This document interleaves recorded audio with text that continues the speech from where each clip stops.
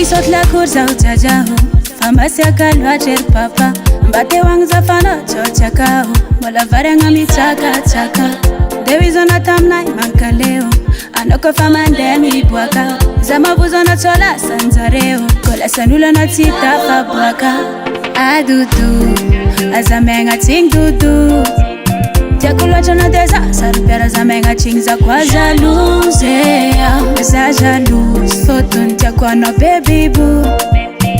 Komisa mangpan Ambarazare tiakwa no point c'est tout Za jalouse dudu Za jalouse Za jalouse dudu Za jalouse Za jalouse dudu Za jalouse Tiakulwacho na deza Sarupera zamenga ting za kwa jalouze Azamera na solo za papa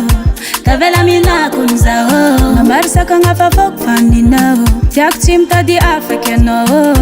Fotun fasambara kwano Fananga kwano Tia fangaru kwano Tia buza kara kara Fasambara kwano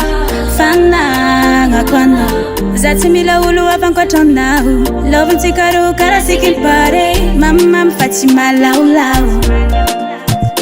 Adudu Azamenga ting dudu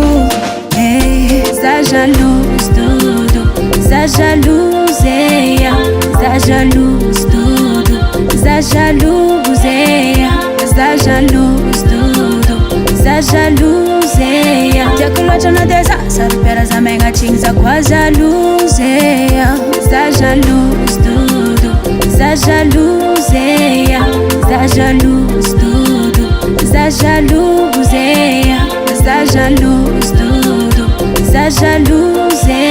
Tiakulwacho na deza Sarupera zamenga ting za kwa jalouse